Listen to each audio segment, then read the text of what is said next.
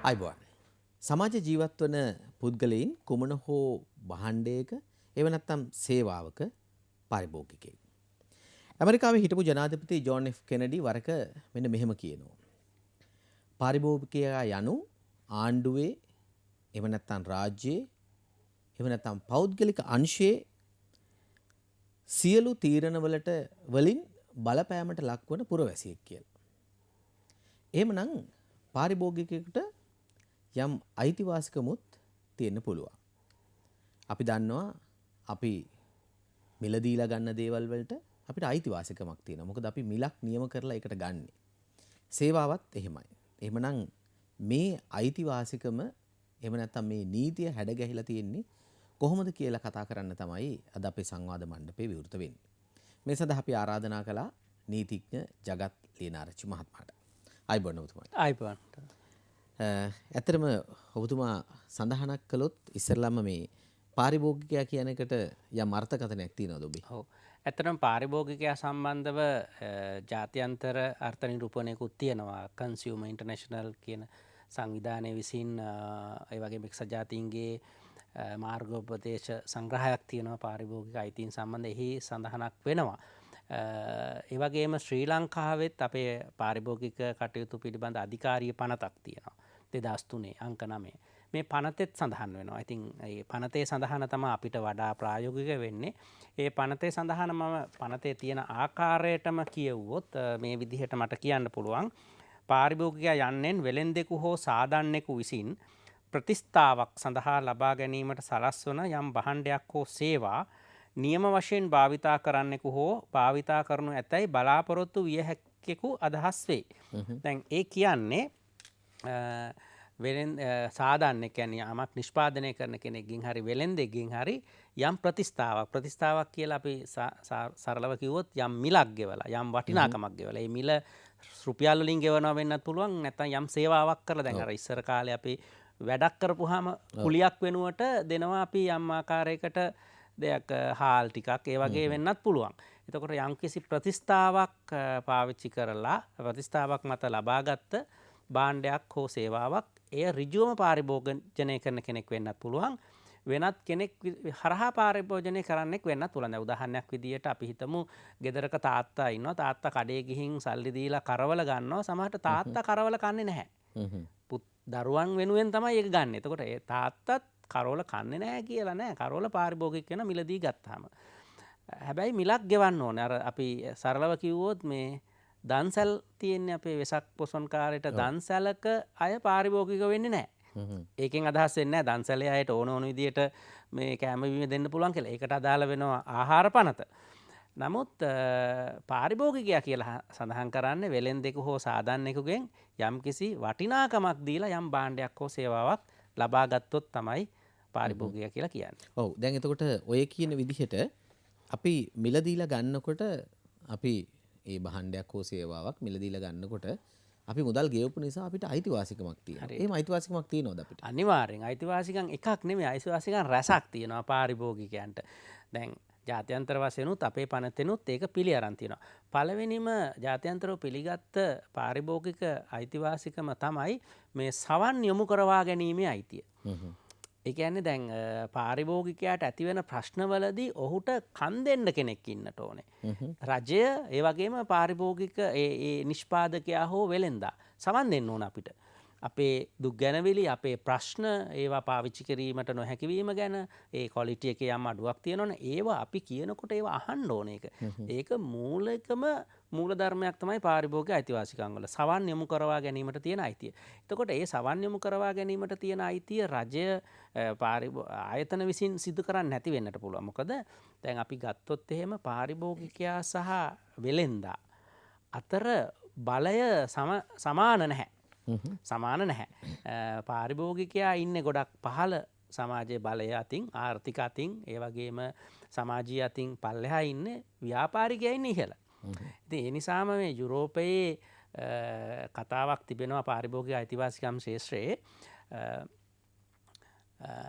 වෙළෙන්දා එහෙම නැත්නම් ව්‍යාපාරිකයා ඉදිරියේ පාරිභෝගිකයා දක්වන අහිංසකභාවය රජයේ අවධානයට යොමු විය යුත්තේ කියලා. ඒතර ඒ නිසා මේ සමබර නැති නිසා සමාජයේ සමබර නැති අවස්ථාවේදී රජය මැදිහත් වෙන්න වෙනවනේ. එතකොට රජය මැදිහත් වෙන්න ඕනේ පාරිභෝගිකයන්ගේ අයිතිය ආරක්ෂා කරන්න. ඉතින් එතකොට රජය විසින් ඒ සම්බන්ධව යම් යම් නීති රීති හදන්නට ඕනේ. දැන් ඒ කියන්නේ කොහොමද මේ නීතිය ස්ථාපිත වෙලා තියෙන්නේ? දැන් ඔය කියන අයිතිවාසිකම රැක ගන්න පාරිභෝගිකයාගේ. ඔව්. අපේ රටේ පාරිභෝගික අයිතිය සම්බන්ධ නීති ගණනාවක් තියෙනවා. මම මගේ කියවීමේ හැටියට. එකක් තමයි මේ පාරිභෝගික අධිකාරී කටයුතු පිළිබඳ අධිකාරිය පනත 2003 අංක 9. ඒකෙන් අදහස් වෙන්නේ නැහැ 2003ට කලින් පාරිභෝගිකයන්ට අයිතිවාසිකම් තිබ්බේ නැහැ කියලා. ඊට කලින් ගොඩක් පනත් තිබුණා. සමහර ඊට වඩා ඇත්තට මේ 2003 පනතේදී පනත් කිහිපයක් එකතු කරලා යම් කිසි ටිකක් සංයුක්ත පනතක් හැදුවා. ඔබ දන්නවා නම් මේ පාරිභෝගික කටයුතු අධිකාරියට කලින් අපේ රටේ තිබුණා පාරිභෝගික කටයුතු දෙපාර්තමේන්තුව කියලා එකක්. ඒතර ඒවා අහෝසි කරලා තමයි බලතල සහිත වඩා බලතල සහිත මේ අධිකාරිය හැදුවේ.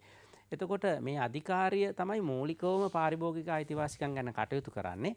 ඊට අමතරව ඇත්තටම දැන් පාරිභෝගික අයිතියක් තමයි ආරක්ෂාව. ඒ කියන්නේ පාරිභෝජනය කරන භාණ්ඩය නිසා ඔහුට රෝග ඕදුරු ඇති වෙන්නත් බෑ. ආරක්ෂාව. ඒ වගේම තවත් අයිතියක් තමයි මේ මුදලට සරිලන භාණ්ඩයක් මිලදී ගන්න තියෙන එක. ඒ වගේම තරගකාරී වෙළඳපොළක තෝරා ගැනීමේ අයිතිය. මේ වගේ අයිතිවාසිකම් ගන්නවා. ඒ වගේම සරණ සහ පිළිසරණ ලබා ගැනීමේ අයිතිය. කියන්නේ ඒ භාණ්ඩය නිසා යම්කිසි හානියක් වුණොත් මූල්‍යමය වෙන්නට පුළුවන්. නැත්නම් ඒ පාවිච්චි කරපු නිසා ලෙඩක් හැදෙන්නට පුළුවන්. එවැනි වෙලාවකත් ඔහුට සරණ සහ පිළිසරණ ලබා ගන්න ක්‍රමවේදයක් තියෙනවා. එතන මේවා සඳහා තමයි ඔය නීති රීති හදලා තියෙන්නේ. එක නීතියක් තමයි අපි කතා කරපු පාරිභෝගික අධිකාරිය පනත. ඒ වගේම ආහාර පනත. ආහාර පනත බොහොම පැරණි පනතක්. මේ ආහාර පනතෙනුත් තියෙන්නේ ඇත්තටම කිව්වොත් පාරිභෝගික අයිතිවාසිකම්. ඒ කියන්නේ අපිට ආහාරයට ගන්නා භාණ්ඩ ඒවා නිසි මනුෂ්‍ය පරිභෝජනයට සුදුසු පරිදි අලවි වෙන්න අවශ්‍ය කරන නීති රීති තමයි ඒ ආහාර පනතේ සහ ඒ පනත යටතේ තියෙන නියෝගවල සඳහන් වෙලා තියෙන්නේ. ඉතින් ඒ වගේම ප්‍රමිති ආයතන පනත ශ්‍රී ලංකා ප්‍රමිති ආයතන පනත. එතකොට ඒකත් ඉතා වැදගත් පනතක්. අපි පාරිභෝගික අයිතිවාසිකම් ශ්‍රේෂ්ඨයේදී ඉතාම වැදගත් එකක් තමයි ප්‍රමිතිය. භාණ්ඩයක ප්‍රමිතිය. එතකොට මේ ප්‍රමිතිය ආරක්ෂා කරන්න කටයුතු කරන්නේ ප්‍රමිති ආයතන පනත යටතේ තියෙන ශ්‍රී ලංකා ප්‍රමිති කාර්යාංශය. ඉතින් මේ වගේ පනත් රසක වගේම පොහොර විදිමත් දැන් පොහොරත් පාරිභෝගිකයෝ ඉන්න පොහොර මිලදී ගැනීම අපි කරනවා පොහොර වල ක්වොලිටි එක ගැන කතා කරනවා. එතකොට ඒ සම්බන්ධව කටයුතු කරනවා පොහොර විදිමත් කිරීමේ පනත. එතකොට ඒ වගේ පනත් ගණනාවකින් ඒ වගේම ගමනාගමන මණ්ඩල සේවාවක්නේ අපි ලබා ගන්නෙ. පාරිභෝගිකයා සේවා ලබා ගන්න කෙනත් පාරිභෝගිකයන් බස් එක්ක යනකොට අපි පාරිභෝගිකයා වෙනවනේ. එතකොට ජාතික ගමනාගමන මණ්ඩල පනත. ඒ වගේම පළාත් මට්ටමිනුත් තියෙනවා මේ ප්‍රඥප්ති. පළාත් වල තියෙනවානේ මේ ප්‍රවාහන අධිකාරීන් පළාත් ප්‍රවාහන අධිකාරීන්. ඒ කියන්නේ ප්‍රධාන පාරිභෝගික පනතට අමතරව ගොනු වෙච්ච තවත් ගණනාවක් තියෙන. අනු කියන්නත් බෑ ඒවා වෙනස්. වෙනස්. ඔබ කිව්වා පළාත් සභාවලට වෙනම එකක් කියලා. අමාත්‍යංශයකට වෙනම එකක්. එහෙම වෙන්න පුළුවන්. මේ ප්‍රවාහනය සම්බන්ධ වෙනකොට ප්‍රවාහනය පළාත් විෂයක් වෙලා තියෙනවානේ අපේ රටේ මගී ප්‍රවාහනය. ඒ නිසා පළාත් සභාවන් විසින් ප්‍රඥප්ති සකස් කරනවා. එතකොට ඒ ප්‍රඥප්තිත් ඒ පාරිභෝගිකයන් ආරක්ෂා කරන මගීන් කියන්නේ පාරිභෝගිකයෝනේ. එතකොට මගීන් ආරක්ෂාව සඳහා තමයි නීති රීති හැදිලා තියෙන්නේ. අන්තර් පළාත් වෙනකොට තමයි මාර්ගස්ස ප්‍රවාහන අධිකාරිය මේ කටයුතු කරන ජාතික මේ මාර්ගස් ප්‍රවාහන අධිකාරිය NTC කියන එක. එතකොට ඒ වගේ මට කියන්න අවශ්‍යතාවය තිබුණේ දැන් අපි පාරිභෝගික නීතිය කියලා කියනකොට එකපාරට ඔළුවට එන්නේ පාරිභෝගික ආරක්ෂක අධිකාරිය සහ පාරිභෝගික ආරක්ෂක පනත. ඒ හැරුණු විට පනත් ගණනාවක් පාරිභෝගිකයන්ගේ ආරක්ෂාව වෙනුවෙන් තියෙනවා. අධිකාරීන් ආයතන ගණනාවක් පාරිභෝගිකයන්ගේ අයිතිවාසිකම් ගැන තියෙනවා කියන එකයි කියන්න අවශ්‍ය වුණේ. හොඳයි. පාරිභෝගික ආරක්ෂණ අධිකාරිය කියපුවහම ඒ වචනයෙන්ම තියෙනවා පාරිභෝගිකයා ආරක්ෂා කරන්නමයි මේක තියෙන්නේ කියන එක. දැන් අපි දන්නවා ඕනෑම රජයක් යම් යම් භාණ්ඩවලට පාලන මිලක් දානවා. මේ පාලන මිල සමහර වෙලාවට පාරිභෝගිකයා ආරක්ෂා කරන්නත් පුළුවන්. එහෙම නැත්නම් නිෂ්පාදකයා ආරක්ෂා කරන්නත් පුළුවන්. මොකක්ද ඇත්තටම පාලන මිල කියන්නේ? ඇත්තටම මේ පාලන මිල කියන එක ලංකාවේ දැන් නැහැ. ඒක තාක්ෂණික නීතිමය වචනය නැහැ. අපේ රටේ දැන් තියෙන්නේ අපේ පාරිභෝගික ආරක්ෂක අධිකාරි පනතේ ඉතා හොඳ ප්‍රතිපාදනයක් තියෙනවා.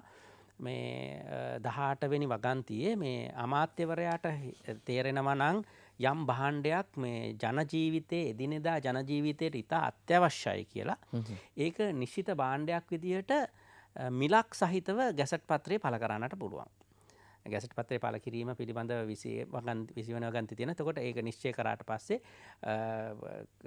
කොමසාරිස් අධ්‍යක්ෂ ජෙනරාල්වරයා විසින් ඒක ගැසට් පත්‍රය පළ කරනවා. එතකොට එහෙම පළ කරපු භාණ්ඩයක මිලක් අධිකාරී අවසරයකින් තොරව වෙනස් කරන්න බෑ.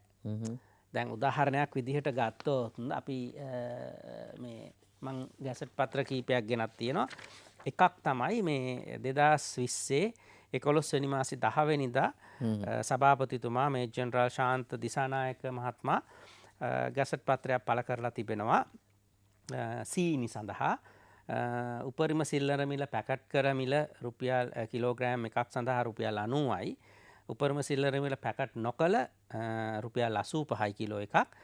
ආනයනකරු විසින් විකිණිය යුතු උපරිම සිල්ලර. ඒ කියන්නේ මෙතන පාරිභෝගිකයා නෙමෙයි. එතන කියන්නේ ආනයනකරු තොග වෙලෙන්දට විකිණිය යුතු උපරිම සිල්ලර මිල රුපියල් 80යි. මොකද රුපියල් 80ට එයා රුපියල් 90ට වික්කොත් වෙලෙන්දට අපිට විකුණන්න බැහැනේ ඒ ගානට. ඒ නිසා තමයි මේ 80ක් තියලා තියන්නේ. එතකොට සුදු සීනි ගන්නකොට අපිට වෙලෙන්දට රුපියල් 10ක උපරිම ලාභයක් තියෙන. උපරිම වශයෙන් රුපියල් 10ක ඉතින් රුපියල් 10ක ලාභයක් හිටින එකක් නැහැ. අනිත් මෙහෙයුම් කටයුත්ත එක. කොහොමත් මේ විදිහේ ගැසට් පත්‍රයක් පළ කරොත් මේ මිලට වඩා වැඩියෙන් විකුණන්න බෑ. විකුණුවත් අපි උදාහරණයක් විදිහට ගත්තොත් ඔය කියන උදාහරණෙම. අපි දන්නවා පෞගිය කාලේ ඊටමත් විශාල වශයෙන් සීනි ආනයනයට බදු ප්‍රතිශතය අඩු කළා. හැබැයි මේ අඩු කළෙත් ජනතාවට අර ඔබ කියපු විදිහට පාරිභෝගිකයාට අත්‍යවශ්‍ය නම් ඒ භාණ්ඩය ලබා දීම සඳහා තමයි කරන්නේ. එතකොට අපි දන්නවා මේ අඩුවීම සිද්ධ වුණේ නැහැ. මොකක්ද ඒකේ තත්ත්වය? ඔව් ඉතින් දැන් එකක් තමයි ඔබ ඔය කියන්නේ 2020 ඔක්තෝබර් මාසේ ගැසට් පත්‍රය ඔක්තෝබර් මාසේ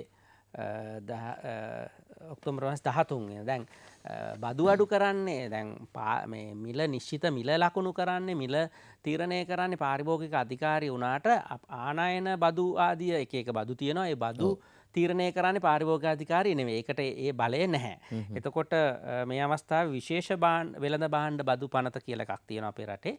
ඒ විශේෂ වෙළඳ භාණ්ඩ බදු පනත යටතේ බලය තියෙන දැනට බලය තියෙන මුදල් අමාත්‍යාංශයට. ඒතර මුදල් අමාත්‍යවරයා විසින් ගැසට් පත්‍රයක් පළ කරා 2020 10 වෙනි මාසේ 13 වෙනිදා. ඒකේ සඳහන් කරා මේ භාණ්ඩ ලයිස්තුවක් තියෙනවා. ඒ ලයිස්තුව අතරින් මේ සීනි වලට අදාළව බීට් සීනි, උක් සීනි සහ අනෙකුත් උක් සීනි කියලා වර්ග 3කටම කිලෝග්‍රෑමයකට විශේෂ වෙළඳ බද්ද 725 කරා. ඒ කියන්නේ ඊට කලින් මම දන්නා තරමින් රුපියල් 50ක් තිබ්බේ. 50ක් තිබ්බ එක 725 කරා. කියන 49 75කම වාසියක් ආවා. ඔව්. එතකොට මේකේ දැන් මේ භාණ්ඩ හඳුනා ගැනීමද අපි වෙළඳ පොළට ගියාම දුඹුරු සීනි කියලා තියෙනවා, සුදු සීනි, සුපිරි කියලා තියෙන එහෙම එක එක වර්ගවලට තියෙනවා. එතකොට මේක එහෙම නිශ්චිතව හඳුනා ගැනීම සඳහා කේතයක් තියෙනවා. එතකොට මේ සංකේත තුනක් තියෙනවා. සීනි වර්ග 1 2 3 4ක්.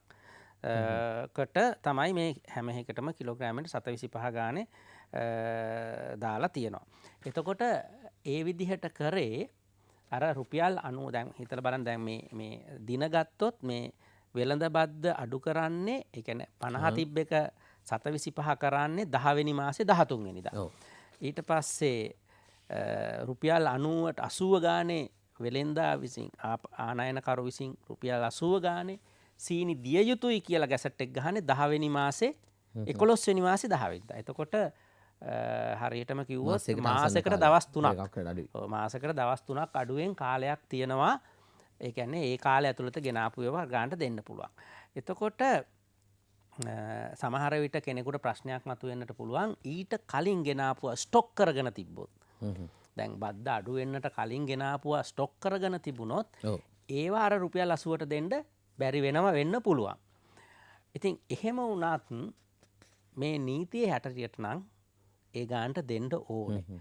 ප්‍රධාන ප්‍රශ්නේ තියෙන්නේ බදු සහනයක් ලබාගෙන. ඒ කියන්නේ රුපියල් 50 වෙනුවට 725ක් බදු ගෙවලා ගුදමෙන් එළියට අරගෙන ඒ වෙලාවෙත් රුපියල් 80ට දුන්නේ නැත්තම් ඒක විශාල ප්‍රශ්නයක්. ඒ කියන්නේ එතන රජය අපේක්ෂා කරපු අරමුණ ඉෂ්ට වෙන්නේ නැහැ. එතකොට රජයට බදු මුදල යන්නේ නැතුව ඒ බදු මුදල අඩු කරන්නේ පාරිභෝගිකයන්ට සහන දීම සඳහා. එතකොට පාරිභෝගිකයන්ටත් ඒ සහනය ගියේ නැත්තම් ඒක විශාල අපරාධයක්. ඒක රටේ ජාතික ධනය නාස්ති කිරීමක්. එක්තරා අපි මෙහෙම හිතුවොත් දැන් ඔබ ඔය කියන විදිහට එහි වාසිය මම පාරිභෝගිකයෙක් නම් මට ආවේ නැහැ. මට මොකක්ද තියෙන රයිට් එක අයිතිවාසිකම මොකක්ද මේකට විරුද්ධව ක්‍රියා කරන්න? ඉතාම වැදගත් ප්‍රශ්නයක් ඔබ අහන්නේ. ඉතාම වැදගත්. දැන් මෙතන තමයි පාරිභෝගිකයන්ගේ සහ පුරවැසියන්ගේ අයිතිවාසිකම් සහ වගකීම් කියන කාරණේ එන්නේ. දැන් මේවා නියාමනය කරන්නට තමයි රජයක් තියෙන්නේ. මේවා නියාමනය කරන්නට තමයි රජයේ යම් යම් ආයතන පිහිටවලා තියෙන්නේ. එතකොට රජය ප්‍රතිපත්තිමය තීරණයක් ගත්තනම් කැබිනට් මණ්ඩලය හෝ අමාත්‍යවරුන් ප්‍රතිපත්තිමය තීරණයක් ගත්තනම් අපිට මිලියන ගානක රජයට ආදායම් අහිමුණත් කමක් නැහැ. සාමාන්‍ය ජනතාවට අත්‍යවශ්‍ය වන භාණ්ඩයක මිල අඩු කර මේ සහනයක් දීලා මිල අඩු කළ යුතුයි කියලා. ඒ මුදල ජනතාවටත් ලැබෙන්නේ නැත්තම් එතකොට ඒ ආයතනය වග කියන්න ඕනේ නීති හරියට ක්‍රියාත්මක නොකිරීම සම්බන්ධයෙන්. හරියට කියනවා නම් පොලිසිය ඉන්නවා මිනිසුන්ගේ ආරක්ෂාව සඳහා පොලිසිය ඒක ආරක්ෂා කරන්නේ නැහැ. එවැනි විටක පුරවැසියන්ට පුළුවන් මූලික අයිතිවාසිකම් අඩුවක් දාන්න ඒ කාර්ය හරියට කරේ නැහැ කියන එක කියන්න. ඒ වගේම යම් ආකාරයක මෙහි යම් ඉන්සයිඩ් ඩීඩින් එහෙම තිබුණොත් ඒ කියන්නේ තොරතුරු හුවමාරු කර ගැනීම එහෙම නැත්නම් චේතනාන්විතම වගකීම් පැහැර හැරීම එවැනි දේවල් තිබුණොත් එය ලංකාවේ අල්ලස් පනත යටතේ දූෂණය කියන වරදකරු වෙන්නටත් පුළුවන්. ඒ වගේම යම් නිලධාරියෙක් මේවා පැමිණිලි අරගෙන විභාග නොකර හිටියොත් එතකොට ඒක ආයතනික වශයෙන් විනය කාරණු කටයුතු කරන්න පුළුවන් ප්‍රශ්නකුත් වෙන්න පුළුවන්. ඉතින් ඒ නිසා මේ කාරණය මෙහෙම වෙලා තියෙනවා නම් අතර මෙහෙම වෙලා තියෙනවානේ අපිට රුපියල් 90ට සීනි ගන්න තිබුණේ නැහනේ ඒ කාලේ කඩවල. එතකොට අදටත් නැහැ. අදටත් නැහැ. හැබැයි දැන් අර කාලේ අවසාන දැන් මේ වෙළඳ මාස 3කට තමයි මේ පීරියඩ් එක තිබුණේ. 13 වෙනිදායි. ඔව්. එතකොට ඒ නමුත් යම් කාලයක් තිබුණානේ. එතකොට ඒ කාලය ඇතුළත නීතිය ක්‍රියාත්මක නොකිරීම සම්බන්ධව ජනතාවට අධිකරණ ඉදිරියට යන්නට පුළුවන්. දැන් ලේනාච් මත මෙහෙම හිතුවොත් දැන් ඔය දේ සිද්ධ වුණේ නැහැ. අපිට ඒක ලැබුණෙත් නැහැ. ඔබ කියන විදිහට මේක රජයක වගකීමක්.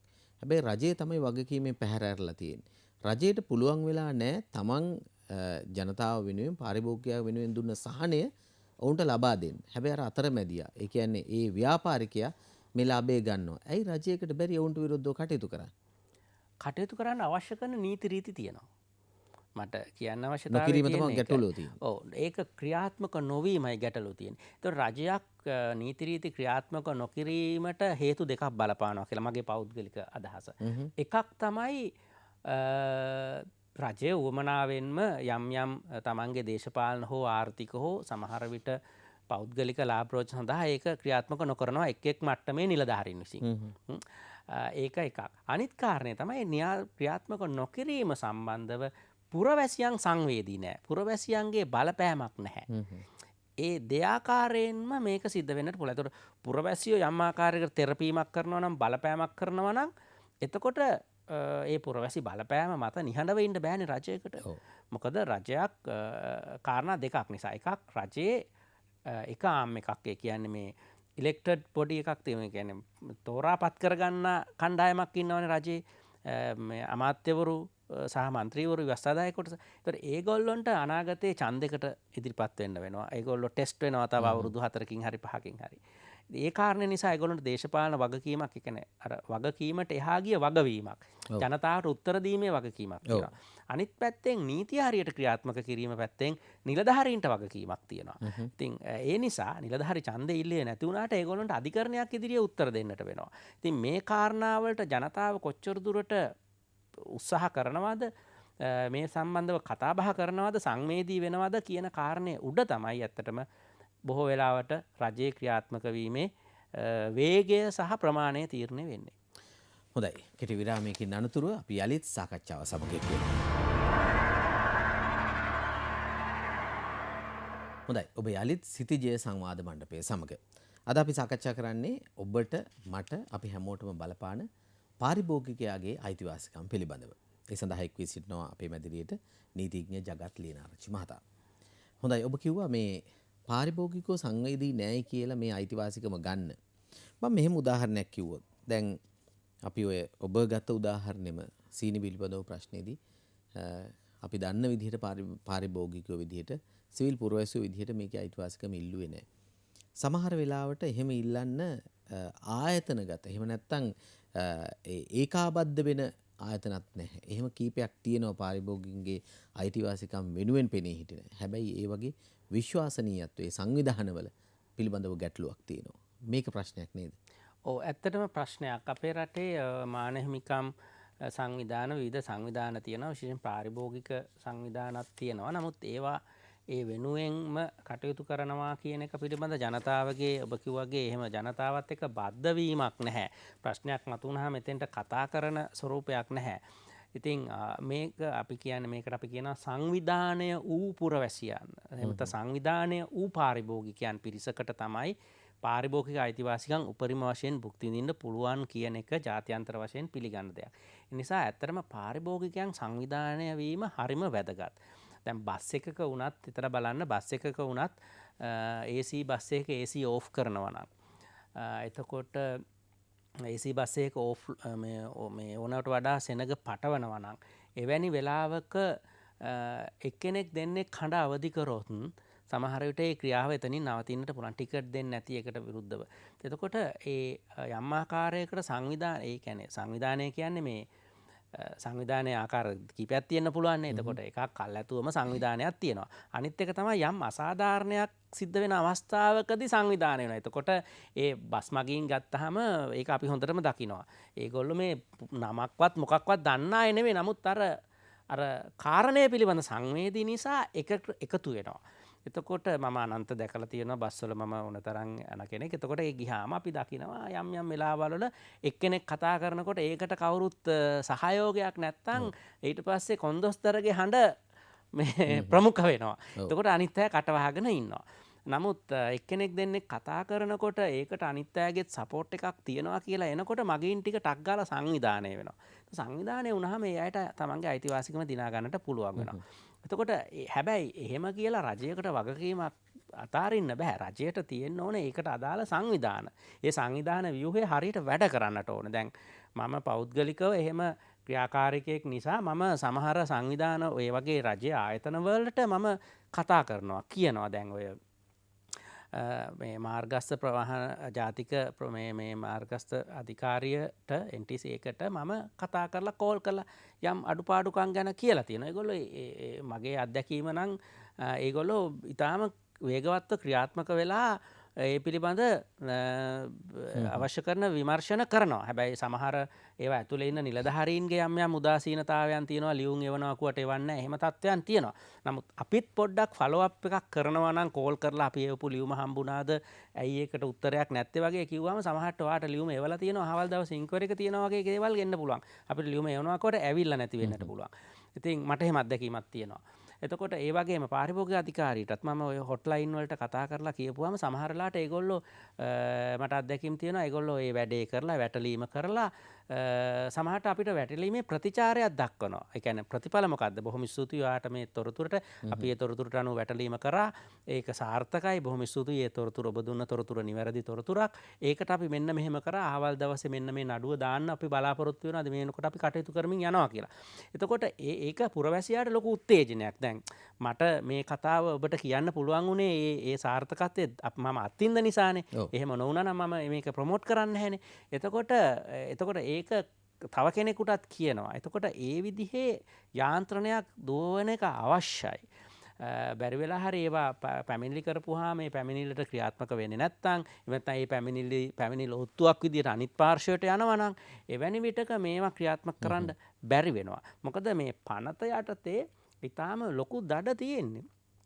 පෞද්ගලික කෙනෙක් මේ වරදක් කරොත් පළවෙනි අවස්ථාවේ රුපියල් 10000යි 5000යි ඊළඟ අවස්ථාවේ 3000යි ඒ කඩේ වහන්න නියෝග කරන්නට පුළුවන්. ඒ වගේම ආයතනයක් විසින් නම් සංස්ථාවක් විසින් නම් මේ කාර්ය කරන්නේ සමාගමක් විසින් නම් මේ කාර්ය කරන්නේ 50000ක් දඩේ පළවෙනි අවස්ථාවේදී.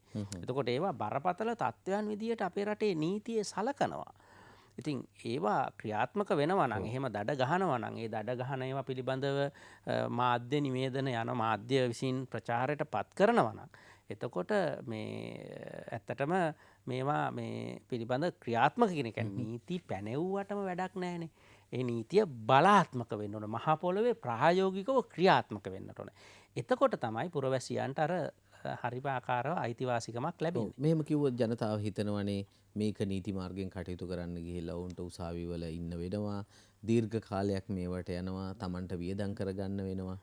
ඕක නේද අපි අතහරින්න තියෙන්නේ. හැබැයි ප්‍රශ්නේ තියෙන්නේ ධර්මශ්‍රී දැන් මේ තැනට නීති එන්න කොච්චර අපේ මිනිස්සු අපේ ඉතිහාසයේ මිනිස්සු අපේ රටේ වෙන්නට පුළුවන් වෙනත් රටවල් වල වෙන්නට පුළුවන් මිනිස්සු කොච්චර අරගල කරන්නට ඇද්ද මේ නීති ගෙනෙන්න කොච්චර මහන්සි වෙන්නද. ඒ කියන්නේ නීතියක් ගෙනා යුතුයි කියලා දේශපාලන අධිකාරියට ඒත්තු ගන්නන්නට කොච්චර පුරවැසියෝ මහන්සි වෙන්නේ නැද්ද. මොකද මේවා මේ දේශපාලනයට එච්චර හිතකර නීති නෙමෙයිනේ. මොකද අපි දන්නවා දේශපාලඥයෝ ඉන්නේ ව්‍යාපාරිකයොත් එක්කනේ. ඒගොල්ලෝනේ ස්පොන්සර්ස්ලා අවංකව කතා කරොත් එතකොට ඒගොල්ලෝ මේ නීති රීති ගෙනෙන්නේ එච්චර කැමැත්තකින් නෙමෙයි. මේවා ජනතාවාදී නීති. එතකොට ඒ නීති ගෙනෙන්නේ එක්තරා විදිහක ඒගොල්ලොන්ට ඒවා ගේන්න අවශ්‍ය කරන ජනතා පෙළඹවීම ලැබිච්ච නිසා. එතකොට මේවා අමාරුවෙන් හදාගත්ත නීති අමාරුවෙන් හදාගත්ත අයිතිවාසිකයන් කියලායි මම පෞද්ගලිකව දකින්නේ. එතකොට ඔබ එක තැනක කිව්වා ඔය අයිතිවාසිකම් ලබා ගැනීමේදී සංවිධානය වෙන්නේ නැහැ කියලා. දැන් ওই විදිහට බලනකොට රජයක දේශපාලඥයන්ගෙනුත් මිනිසුන්ට සහායක් නැත්තම් ඔය අයිතිවාසිකම් වෙනුවෙන් එකතු වෙලා සංවිධානය වෙන්නේ නැත්තම් මම හොඳටම උදාහරණයක් ඔබට කියන්නම්. අපි පාන් රාත්තලක් ගන්නකොට මේ පාන් රාත්තලේ බර පිළිබඳව පාන් රාත්තලක් කියලා අපි කියනවා. බර පිළිබඳව අයිතිවාසිකම කවුරුත් කතා කරන්න යන්නේ නැහැ කඩේකට. හැබැයි ඒක අයිතිවාසිකමක්. ඒක කතා කරන්න පුළුවන්. ඒක දැනුම් දෙන්න තැනකුත් තියෙනවා වෙන්න පුළුවන්. මට ඔබෙන් ඒකට උත්තරයක් ඕනේ. ඒ වගේ පොඩි දෙයකට සංවිධානය වුණාට තමන්ගේ වැටුප පිළිබඳව ප්‍රශ්නයක් තියෙනවා නම් වෘත්තීය සමිති අරගල පවා කරනවා. ඇයි අපි අර මහ දෙයට එහෙම කරනවා නම් අර කුඩා දෙයට අපි ඒ අයිතිවාසිකම ගන්නෙ නැත්තේ? ඒක අපේ ප්‍රමුඛතා ඒ කියන්නේ අර පුද්ගලයන්ගේ ප්‍රමුඛතා පෙළ ගැස්සීම පිළිබඳ ප්‍රශ්නයක් විදිහටයි මම දකින්නේ. ওই ප්‍රශ්නේ ඔයිට එහා පැත්තකට හිතමුකෝ. දැන් දේශපාලඥයා අපි මාරුකාසි නොදෙන මේ කොන්දොස්තර මහත්තයා ගැන මහන්සි වෙන්න හැදුවට අපේ දේවල් සූරාකන අනිත් අය ගැන සැලකිලිමත් වෙන්න එච්චර උනන්දුවක් නැහැ නේ. ඒක හිතන්නෙත් නැහැ නේ. ඒක ප්‍රමුඛතාවයක් විදිහට අපි සලකන්නෙත් නැහැ නේ. ඉතින් ඒ වගේ ප්‍රශ්න අපේ තියෙනවා. ඒ කියන්නේ අපේ ප්‍රමුඛතා එක එක්කෙනාගේ වෙනස්. එතකොට ඒකයි අපි ගැටීම් ඇති කරගන්න තියෙන අකමැත්ත. ඒ වගේම පාරිභෝගික අධිකාරියට නම් බොහොම සරල ක්‍රමයක් තියෙනවා. ඒගොල්ලොන්ගේ හොට්ලයින් එකක් තියෙනවා ඉලක්කම් 4ක. මට මතක හැටියට 1927. එතකොට ඒකට කතා කරපුවාම ඒ සහාය ගන්න පුළුවන්. අපිව අර මං කියපු උදාහරණෙම පාන් ගෙඩියක බර පිළිබඳව ප්‍රශ්නයක් මට තියෙනවා නම් පාරිභෝගික අධිකාරියට කම්ප්ලේන් එකක් දාන්න පුළුවන්. ඔවුන්ගේ වගකීමක් තියෙනවා ඒ ගැන හොයා බලලා අර ඔබ කියපු දඬුවම් මේ ලයිස්තුවට එකතු කරගන්න මේ කියන කාරණේ. එතකොට දැන් ඒක මේ සිද්ධ වෙනවා නම් හැමෝම සංවේදී වෙනවා. හැමෝම ක්‍රියාත්මක වෙනවා. එතකොට අපේ ගොඩක් වෙලාවට සමහර දෙනෙක් වැඩ කරන්නේ මේ මුදලාලි තරහනම් මුදලාලිට විරුද්ධව පැමිණිලි කරනවා. ඒ කියන්නේ මේ හොඳ පාරිභෝජනයක් ලබා ගැනීම සඳහා නෙවෙයි මුදලාලිට වැඩක් දෙන්න තමයි අපි ගොඩක් වෙලාවට කටයුතු කරන්නේ. ඕක අනිත් පැත්තක් තියෙන්න පුළුවන්. පාන් ගෙඩියක් ගන්න තියෙන ගමේ දුර බැහැරට යන්න වෙනවා එක කඩයයි නම් ඒ කඩේ මුදලාලි තරහ කරගන්නත් කැමති නැහැ. දෙන එකක් අරගෙන පරිභෝජනය කළා නිකන් ඉන්නවා. හැබැයි මෙහෙම එකකුත් තියෙනවා පාරිභෝගික දැන් අධිකාරිය දැන් පොලිසියට අපි පැමිණිල්ලක් කරොත් අපිත් කැඳවලා සාකච්ඡා කරලා ඒ විදිහට යන එකක් තියෙනවා. හැබැයි පාරිභෝගික අධිකාරියට අපි තොරතුරු කරුවෙක්. එතකොට අපිව උසාවි ගෙනියන්න අවශ්‍ය වෙන්නේ නැහැ. ඔව්. ඒක තමයි මට මූලිකම කියන්න ඔබ අර ප්‍රශ්නේදීත් මට කියන්න ඕනකම තියෙන්නේ. අපිට තියෙන්නේ තොරතුරු දෙන එක විතරයි. වැටලීම කරන්නේ අපි නෙවෙයි. වැටලීම කරන්නේ නිලධාරීන්. ඒතකොට නිලධාරීන් වැටලීම කරාට පස්සේ අපි උසාවි ගෙනියන්නේ නැහැ. සාක්කියකට අපි ප්‍රකාශයක්වත් ගන්නෙ නැහැ.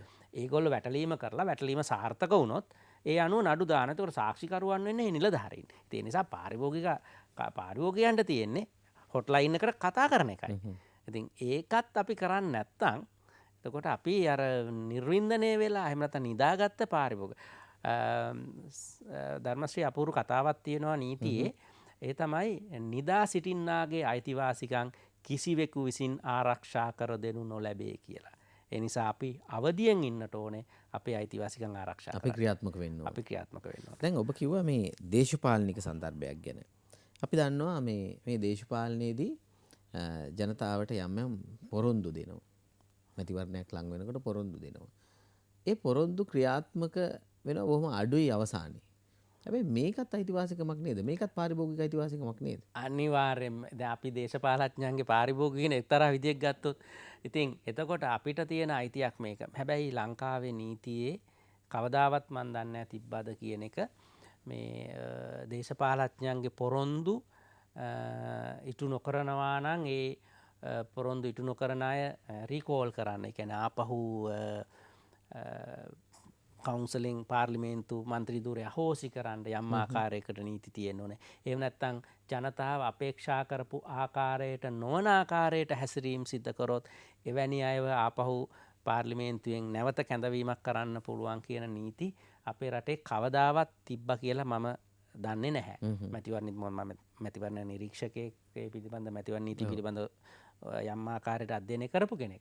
මොකද මහජන නියෝජිතයෙක් වෙන්න ගියහම ජනතාවට සේවයක් සපයන්න තමයි එන්නේ. ඉතින් ඒකට මේ සේවාවේ අයිතිවාසිකම නැත්තම් ඒත් යම් බලපෑමක් තියෙනවා ඕන. අඩුතරමින් මෙහෙම කියන්න පුළුවන් නම් පොරොන්දු ඉටු නොකරන්න සාධාරණ හේතු ඉදිරිපත් කරන්න බැරි නම් සමහරට පොරොන්දු ඉටු කරන්න ප්‍රායෝගික තත්ත්වයන් ඇති වෙනවා. උදාහරණයක් විදිහට මේ කාලේ මේ හීතුව නැති ව්‍යසනයක් ආවහම එතකොට තත්ත්ව වෙනස් වෙනවා. සුනාමි වගේ එකක් ආපුවාම තත්ත්ව වෙනස් වෙනවා. ඉතින් ඒවා හැර අනිත් පොරොන්දු හරි ඉෂ්ටු කරන්න එපා.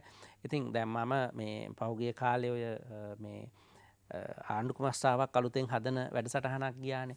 ඒකට යෝජනා ලබා ගැනීම කරන්න. එතකොට ඒ පිළිබඳව මම ගොඩක් දෙනෙක් එක්ක සාකච්ඡාවලට මට සම්බන්ධ වෙන්න හම්බුණා.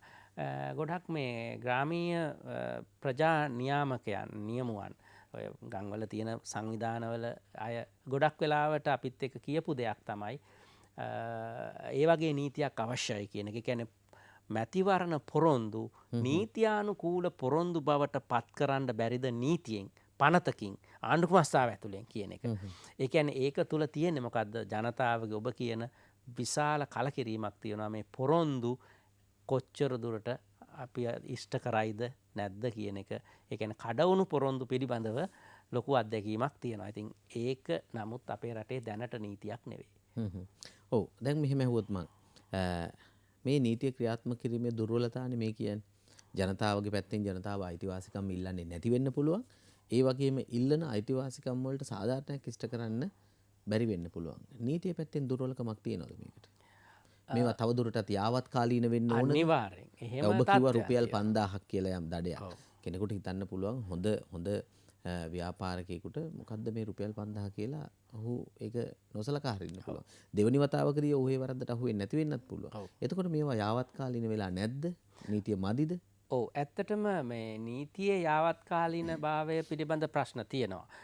තව දඩ වැඩිවීම පිළිබඳ ඒක නිලධාරීන්ගේ පැත්තෙන් කාර්යපටිපාටිය සරල වීම නිලධාරීන්ට තව සවිබල ගැනීම වගේ කාරණා තිබෙනවා. හැබැයි මම පෞද්ගලිකව දකින දේ තමයි ඒ එකක්වත් නෙමෙයි නීතිය ක්‍රියාත්මක නොවීමට හේතුව. ඒවත් තියෙනවා නම් හොඳයි. ඒවත් ඇති වෙන්නට අවශ්‍යයි. නමුත් මේ අද තියෙන තත්ත්වයට හේතුව ඒක නෙවෙයි. අද පාරිභෝගිකයන් ගැසට් ගහලා ඒ ගැසට් වලට අදාළ බඩු කඩේ ගන්න නැති වෙන්නට හේතුව ඔය එකක්වත් නෙවෙයි. ඒවාට හේතුව මම දකින්නේ ඒ අදාළ ආයතන නිසි පරිදි මේ ක්‍රියාවලිය ඉෂ්ට කරන්නේ නැතිකම. ඒකට ප්‍රායෝගික හේතු ඔවුන්ට තියෙන්නට පුළුවන් කාර්ය මණ්ඩලම අධිකම හෝ මොකක් හෝ. නමුත් මිනිස්සුන්ට හරියට පැමිණිලි කරන්න අපි මේකන වැටලීම් කරනවා කියන එක සහ මේක පැමිණිලි කරන්න මෙන්න මේකයි අංකය කියන එක ප්‍රචලිත කරොත් සහ ඒවාගේ සාර්ථක භාවයන් මාධ්‍ය ඉදිරියේ ප්‍රදර්ශනය වුවොත් මිනිස්සු දිගට හරහට කතා කරයි. ඔය ටෙලිෆෝන් වලට නිවනක් නැතිවෙන්න බිමින් තියන්න බැරිවෙන්න මිනිස්සු කතා කරයි. මොකද අද හැමෝ ගාවම ෆෝන් තියෙනවා. මිනිස්සු වීඩියෝත් එක්කෙවයි. හැබැයි ප්‍රශ්නේ තියෙන්නේ ඒවා ක්‍රියාත්මක වෙන බව සහ ඒ ක්‍රියාත්මක වුණු බව දැනෙන්නට ඕන මිනිස්සුන්ට. නඩු දැම්මටම වැඩක් නැහැ. නඩු දැම්ම නඩ ගැහුවා කියන එක ජනමාධ්‍ය අතරේ ප්‍රචාරය වුණොත් තමයි මිනිස්සු ඒකේ ප්‍රතිඵලය දකින්නේ. ඉතින් ඒක ක්‍රියාත්මක වෙනවා නම් හැබැයි මෙතන තව ප්‍රශ්නයක් තිබෙනවා සමහර අය සම්බන්ධව දැන් ඔය හාල් වගේ දේවල් ගැන ඒවා ප්‍රායෝගික නෑ කියන එක. ඒ කියන්නේ ගැසට් පත්‍ර ප්‍රායෝගික නෑ කියන එක. මම ඒ පිළිබඳ සංඛ්‍යාලේඛන හෝ දත්ත පිළිබඳ මට අවබෝධයක් තියෙන කෙනෙක් නෙමෙයි. මම දකින්නේ රටේ නීතියක් තියෙනවා නම් නීතිය ක්‍රියාත්මක විය යුතුයි. මම නීතිඥයෙක්නේ. මම මගේ සේවාදායකයෙක් වෙනුවෙන් ගිහින් උසාවියේ කියන්නේ ඔව් මේ ගාන නම් තමයි මගේ සේවාදායකයා ඒ ගානට වැඩියෙන් තමයි වික්කේ. නමුත් ප්‍රායෝගික නෑ කියලා. එහෙම කියන්න බෑනේ අපිට උසාවි ගිහින්. එතකොට ඒක වෙනම සැලකිය යුතු කාරණයක්. එහෙමනම් ඒක ගැසට් එක ගහන්න කලිනුයි හිතන්න ඕන කාරණේ. හැබැයි නීතියක් තියෙනවා නම් නීතිය ක්‍රියාත්මක නොකරනවා නම් ඒක පිළිබඳව කනගාටුවක් තමයි නීතිඥයෙක් විදිහට මගේ තියෙන්නේ. හොඳයි. අර ඔබ කලින් කිව්වා මේ අපි මිල දීලා ගන්න දේවල් වලට අයිතිවාසිකම් තියෙනවා. ඒ වගේම තමයි සේවාවන් වලටත් අයිතිවාසිකම් තියෙනවා. අපි මෙහෙම හිතුවොත් රජය යම් පුද්ගලෙක් පත් කරලා තියෙනවා ජනතාව වෙනුවෙන් සේවය කරන්න. අපි හිතමු ග්‍රාම නිලධාරීවරයෙක්, පවුල් සෞඛ්‍ය සේවිකාවක්. ඔවුන්ගෙන් අපිට සේවාවක් සැපෙන්නේ නැත්නම් අපිට නීතිමය කටයුත්තකට යන්න පුළුවන් ද අයිතිවාසිකම් වෙනුවෙන්? එතන මෙහෙම දෙයක් තියෙනවා. යම් මට උත්තරයක් දෙන්න පුළුවන්. ඔව් කියන්නත් පුළුවන්, නෑ කියන්නත් පුළුවන්. එකක් තමයි ඔව් කියලා කියන්නේ මම ඕනෑම රජයේ නිලධාරියෙක්ගේ පැවරුණු වගකීමක් නීතියෙන් පැවරුණු වගකීමක් ඉෂ්ට කරන්නේ නැත්තම් ඔහු හෝ ඇය ඒ වගකීම ඉෂ්ට කරවා ගැනීම සඳහා අපිට අධිකරණයක් ඉදිරියේ රිට් ආඥාවක් යන්න පුළුවන්. ඒක තමයි ඒක ටිකක් අමාරු ලේසි වැඩක් නෙවෙයි. අධිකරණමේ ක්‍රියාමාර්ගයට යන්න පුළුවන්. ඒ වගේම තමයි ඒ රජයේ නිලධාරියෙකුට TOR එකක් තියෙනවා. ඒ කියන්නේ මේ කරන්න ඕනේ කාර්යයන් පිළිබඳ ලේඛනයක් තියෙනවා. රාජකාරී ලේඛනයක්. එතකොට රාජකාරී ලැයිස්තුවේ ඇති දෙයක් හිතාමතා හෝ දැඩි නොසැලකිල්ල මත හෝ සාධාරණ හේතුවක් නොමැතිව ඒක ක්‍රියාත්මක කරන්නේ නැත්නම් එය විනය හේතුවක් වෙනවා. ඒ කියන්නේ ආදායතන සංග්‍රහය යටතේ විනය පරීක්ෂණයක් කළ යුතු තත්ත්වයක් වෙනවා. එතකොට පුරවැසියෙකුට පුළුවන් ඉහළ නිලධාරියාට ඒ පිළිබඳව පැමිණිල්ලක් කරන්න. ඉතින් මේ වගේ දේවල් වලට අපි යන්නේ නැහැනේ. එච්චර කැමති නැහැනේ. ඉතින් ඒ නිසා ඇත්තටම ඒක වෙන ආකාරයකට සාක්ෂාත් කර ගැනීම සඳහා ඔය රාජ්‍ය පරිපාලන අමාත්‍යාංශයේ දැනට අවුරුදු 10කට 15කට විතර කලින් ඉඳලා එක ක්‍රියාත්මක කිරීමක් කරනවා මේ සිටිසන්ස් චාර්ටර් කියන එක. මහජන පොරොන්දු. ඒ කියන්නේ ග්‍රාම නිලධාරිවරයාගේ මෙන්න මේ කාර්යයන් කරන්න එයාට මෙච්චර කාලයක් යනවා. ඒ කාලේ පහු වුණාම අපිට කොරි කරන්න පුළුවන්. ඒ කාලේ යට ඕනේ. මොකද ඒක යම් රාජකාරියකට අවශ්‍ය වෙලාවක් තියෙනවානේ. එතකොට ඒ කාලයට වඩා වැඩි කාලයක් ගන්න බෑ. උපරිම කාලය. එතකොට එය හැබැයි දැනට ක්‍රියාත්මක වෙන්නේ රජයේ නිලධාරීන් සම්බන්ධව හැම ආයතනවලම නෑ. ප්‍රාදේශීය ලේකම් කාර්යාලයේ තියෙනවා. එතකොට ප්‍රාදේශීය සභාවන් වල තියෙනවා. නගර සභාවන් වල තියෙනවා. ඒ වගේ ජනතාව නිතර සේවාවන් වලට යන තැන්වල ඔය මහජන ප්‍රඥප්ති කියන ඒවා තියෙනවා. පුරවැසි ප්‍රඥප්ති. ඒවා ලොකුවට පුවරුවල ගහලා තියෙනවා. ඔය ඒ ආයතන වල වෙබ් අඩවියකට ගියොත් ඒකත් බලා ගන්න පුළුවන්. වෙබ් අඩවියෙත් ඒවා ප්‍රකාශයටපත් කරලා තියෙනවා. හැබැයි මේක නීතියක් බවට පත් කරොත් ඒක නීතියක් බවට පත් කරොත් දැන් එහෙම දෙයක් ඉන්දියාවේ තියෙනවා. ඉන්දියාවේ තියෙනවා ඔය මහජන සේවාවන් ගැසට් කරනවා මෙන්න මේ සේවාව මෙච්චර කාලෙකදී කරන්න ඕනේ. ඒක කරේ නැත්තම් පහුවෙන හැම දවසකටම අර නිලධාරියාගෙන් දඩයක් අය කරනවා. ඒ වගේ නීතියක් ඉන්දියාවේ ඕනනම් අන්තර්ජාලේ කාට හරි බලන්න පුළුවන්. මේ ප්‍රාන්ත මට්ටමින් තියෙන පනතක් තියෙනවා. right to citizen right to public service act. හොඳයි. ඔබ කෙටි විරාමයකට අවසරයක් දෙන්න. විරාමයකින් අනතුරුව අපි පිළිබඳව සාකච්ඡා කරමු. හොඳයි. ඔබේ අලිත් සිතිජයේ සංවාදාත්මක වැඩසටහන සමගින්. අද අපි සාකච්ඡා කරන්නේ පාරිභෝගිකයින්ගේ අයිතිවාසිකම් පිළිබඳව. මේ සඳහා මැදිරියට පැමිණ සිටිනවා නීතිඥ ජගත් ලියනාරච්චි මහතා. හොඳයි. ඔබතුමා කියාගෙන ගියා ඉන්දියාවේ යම් ඇක්ට් එකක් තියෙනවයි කියලා ප්‍රාන්ත වශයෙන් මේ පිළිබඳව. ඒ පිළිබඳව යමක් සඳහන් කරලා ඒ ඇක්ට් එක තමයි අපි කියන්නේ මේ right to public service act කියලා. එතකොට ඒක යටතේ ප්‍රාන්තය විසින් වාර්ෂිකව ගැසට් කරනවා යම් මහජන සේවාවන් ඒ සේවාවන් සඳහා වගකිව යුතු නිලධාරියා ඒ වගේම ඒ නිලධාරියා විසින් ඒ සේවාව ඉටු කිරීමට ගත කළ හැකි උපරිම දින ගාන. ඒ උපරිම දින ගානට වඩා කාලයක් ගත කරොත් යම්කිසි නිලධාරියෙක් ඒ පිළිබඳ පැමිණිල්ලක් ආවොත් ඒ පිළිබඳ පරීක්ෂණයක් කරලා සාධාරණ කාලයක් නම් එයා ගත කරලා තියෙන. ඒ කියන්නේ සමහර විට දැන් ෆොටෝකොපි එකක් දෙන්න ඕන ෆොටෝකොපි මැෂින් එක කැඩිලා හදාගන්න විදිහක් නැහැ. ඒ වගේ වෙලාවක ගම් වතුර ගලලා නම් එතකොට ඒ සේවාව දින දෙකකින් කරන්න ඕන නේද? දින දෙකක්ම ගෙදර නම් ඉන්න උනේ. කාර්යාලේ වහලා නැතකොට ඒක දෙන්න බෑනේ. එතකොට එහෙම සාධාරණ හේතුවක් මත නම් ඒක ප්‍රශ්නයක් නෑ, වරදක් වෙන්නේ නෑ. සාධාරණ ප්‍රශ්නයක් හේතුවක් උඩ නෙවෙයි නම් අනවශ්‍ය විදියට නම් ඒ කාලය ගත කරලා තියෙන්නේ. එතකොට ජනතාවට වෙච්ච පීඩාවක් නේ ඒක. ඒ වෙනුවෙන් අර පුද්ගලයාගෙන් ඒ පහුවෙන දින ගානට අදාළව දඩයක් අය කර ගන්නවා. දඩය අය කරගත්ත රජ නිලධාරියෙක් දඩයක් ගෙවුවා කියන්නේ සෙල්ලම් වැඩක් නෙමෙයි. ඒක ඔහුගේ ඉදිරි ක්‍රියාමාර්ග ඔක්කොටම මොකද පර්සනල් ෆයිල් එකට යනවා වගකීමක් වෙනවා. ඉතින් ඒක හරහා මේ මහජන සේවාවන් කාර්යක්ෂම කරන්න විධිමත් කරන්න ඉන්දියාව සකස් කරලා තියෙනවා. ඉතින් ලංකාවෙත් දැනට අවුරුදු 3-4 කලින් වගේ සාකච්ඡා ගියා. ඒ වගේ රෙගියුලේෂන් ඔතොරිටි එකක් හදන්න, පබ්ලික් සර්විස් රෙගියුලේෂන් ඔතොරිටි එකක් හදන්න අවශ්‍යයි වගේ දේවල්. නමුත් ඒවා මං හිතන්නේ ඉදිරියට එයිද නැද්ද කියන එක මන් දන්නේ. ඒ වගේ තත්ත්වයක් එනවා නම් ඔබ කියන ඔය රාජ්‍ය සේවකයෝ කියන අය ස්වාමීන් මහජනතාව කියන රාජ්‍ය සේවකයන්ගේ පාරිභෝගිකයන්ට ඉතාම හොඳ තත්ත්වයකට එන්නට පුළුවන්කමක් තිබෙනවා. ඔව් එහෙම වුණොත් වැඩිපුර වැඩ කරයි තමන්ගේ මේ වගකීමක් විදිහට වැඩ කරන්න පුළුවන්. මොකද දැන් ලංකාවේ රාජ්‍ය සේවකයොත් අඩුපාඩුවක් නැහැනේ අපි දන්න තරමින්.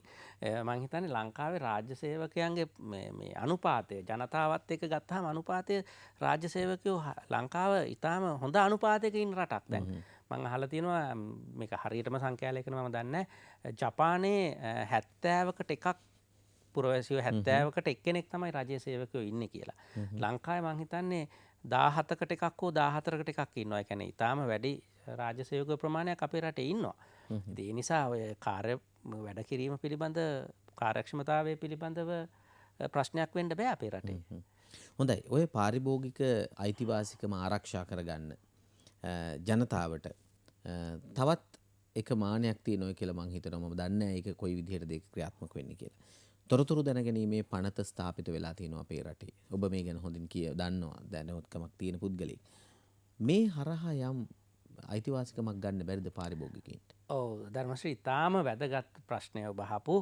ඇත්තටම මේ තොරතුරු අයිතිවාසිකම් පනත ඊටාම විශිෂ්ට විදියට මේක පාවිච්චි කරන්න පුළුවන්. ඇත්ත වශයෙන්ම කිව්වොත් මේ මම දන්නා තරමින් පාරිභෝගික අයිතිවාසිකම් ශ්‍රේෂ්ඨයට අදාළ ගැසට් පත්‍ර දෙකක් නිකුත් වෙන්නේ RTA ඇප්ලිකේෂන් දෙක ප්‍රතිඵලයක් විදියට. එකක් තමයි ඔය මේ බෝතල් කළ පානීය ජලය මේ මිල ලකුණු කිරීමට අදාළ සිදුවීම සිද්ධ වුණේ එක්තරා තරුණයෙක් විසින් ඒ සම්බන්ධව කරපු විමසීම්වල තොරතුරු ඉල්ලුම් පත්‍ර හරහා කරපු විමසීම්වල ප්‍රතිඵලයක් විදිහට තමයි පාරිභෝගික ආරක්ෂක අධිකාරියට තේරුම් ගියේ මේ වගේ දෙයක් ඇතුල් කරන්න අවශ්‍යයි කියන එක. ඒ අනුව ගැසට් පත්‍රයක් නිකුත් කරලා තියෙනවා දැන්. ඒ වගේම තවත් එකක් තමයි මේ ඖෂධ වර්ගවල මේ විස්තරය මේ කියන්නේ මේ ඒවා පාවිච්චි කරන විස්තරය භාෂා තුනෙන්ම ඉංග්‍රීසියෙන් විතරනේ තියෙන්නේ. භාෂා තුනෙන්ම පළ කළ යුතුයි කියලා මේ පාරිභෝගික ආරක්ෂක අධිකාරිය නීතියක් පනවලා තියෙනවා ගැසට් පත්‍රයක්.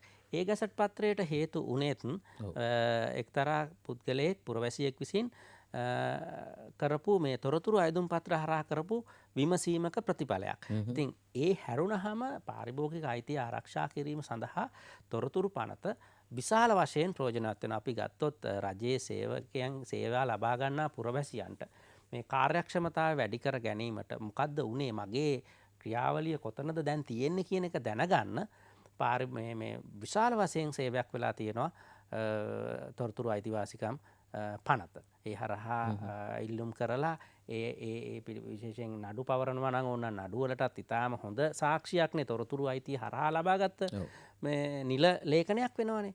ඉතින් ඒ වගේ දේවල් ඒ සඳහා ගොඩක් ප්‍රයෝජනවත් වෙලා තියෙනවා. හොඳයි. අපි මෙහෙම හිතුවොත් යම් කිසි භාණ්ඩයක් තියෙනවා මේ භාණ්ඩයේ ගුණාත්මක භාවය පිළිබඳව. අපි හිතුවොත් යම් බීම පැකට් එකක් තියෙනවා. මේකේ තියෙන සීනි සාන්ද්‍රණය. එහෙම නැත්නම් මේකේ තියෙන විටමින් සාන්ද්‍රණය ජනතාවට අහිත කරයි නම් ඒ වගේ අවස්ථාවකත් ඒකත් පාරිභෝගික අයිතියක්ද මේක සටන් කිරීම සඳහා? අනිවාර්යයෙන්. මොකද ආරක්ෂාව සලසා ගැනීමේ අයිතිය සහ සරණ සහ පිළිසරණ ලබා ගැනීමේ අයිතිය පුරවැසියන්ගේ වගකීමක්. අපි යම් අවශ්‍යතාවයක් සඳහා පාවිච්චි කරන භාණ්ඩයේ දෝෂයක් නිසා අපේ ශාරීරිකට ප්‍රශ්න වුණොත් කෙටි කාලින හෝ දීර්ඝ කාලීනව ඒකට පිළිසරණ ලබා ගැනීමේ වගකීමක් තියෙනවා. මොකද විශේෂයෙන්ම මේ ආහාර ද්‍රව්‍ය වල සහ ඖෂධවල ඇතුළත් කරන්න අවශ්‍ය කරන යම් කාරණා පිළිබඳව ගැසට් පත්‍රවල නීති ඇතුළත් කරලා තියෙන ඉන්ඩීරියන්ස් ඇතුල් කරන්න ඕනේ මේ ඖෂධ වර්ග මේ ආහාර ද්‍රව්‍ය වල. එතකොට ඒ ද්‍රව්‍යයන් යම් ආකාරයකට මේ සුදුසුද නැද්ද? එතකොට ප්‍රමිති ආයතනයන් වගින් ප්‍රමිති කරණයට ලක් කරලා අංක දීලා තියෙනවා නම් SLS දීලා තියෙනවා නම් එතකොට ඒවා පිළිබඳ පරීක්ෂණ කරලා තියෙනවාද? ඒ පරීක්ෂණවල ප්‍රතිඵල මොනවද? ඒ වගේ ලේඛන ඉල්ලා ගන්න අපිට අයිතියක් තියෙනවා තොරතුරු පන්ත පාවිච්චි කරලා. ඉතින් ඒ හරහා ඒවා නැවත පරීක්ෂාවට ලක් කරන්න කියන ඉල්ලීම් උනත් තොරතුරු පන්තයට ඒක කරන්න බැරි වුණාට අර ලබා ගන්න වාර්තා අනුව යම්කිසි හානියක් වෙනවා කියලා දැනුනොත් ඒවා පිළිබඳව නැවත පරීක්ෂා කරන්න කියන ඉල්ලීම අපිට කරන්න පුළුවන් වඩා ස්ට්‍රෝං විදිහට. පාරිභෝගික අයිතිවාසිකම සහ මූලික අයිතිවාසිකම අතර වෙනසක් තියෙනවා.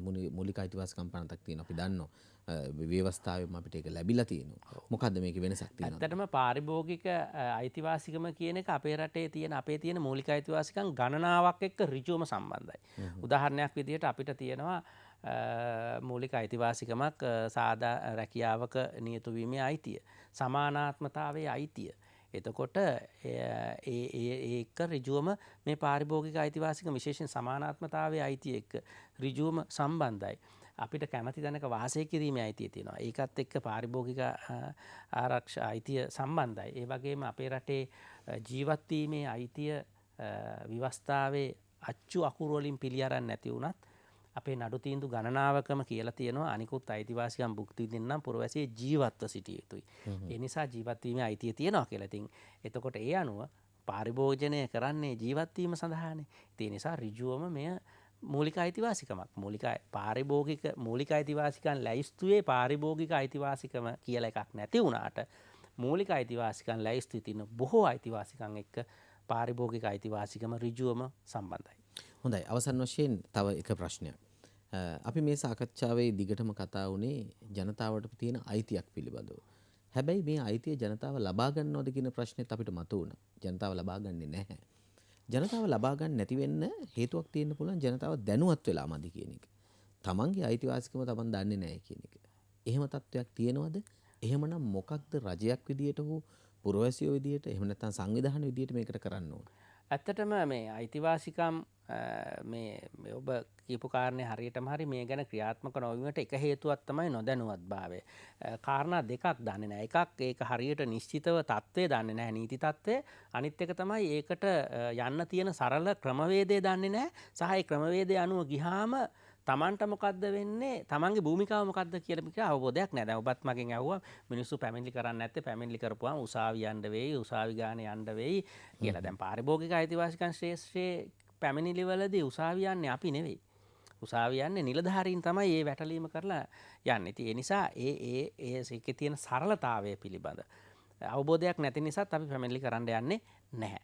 අනිත් එක තමයි ඒවා නිශ්චිතව මේවා දන්නවද නැද්ද කියන එක. දැන් උදාහරණයක් විදියට ගැසට් පත්‍රයක් පළ කරලා තියෙනවා බහලුම් වලට ඒ කියන්නේ මේ shopping bags වලට ආදියට අතිරේක මුදල් අය කරගන්න බෑ කියලා. ඒක ශ්‍රේෂ්ඨාධිකරණ තීන්දුවක් මගින් තමයි මේ රෙගුලේෂන් එක ආවේ. හිතලා බලන්න මේ ගැසට් එක එන තැනට එනකොට මේ මාතර පැත්තේ පුරවැසියෙක් තමන්ගේ අතින් සල්ලි වියදම් කරගෙන ශ්‍රේෂ්ඨාධිකරණේ නඩුවක් දැම්මා. මේ මිනිස්සයාට ඒ කඩෙන් දුන්න shopping bag එකට අය කරපු රුපියල් 2 වෙනුවෙන්.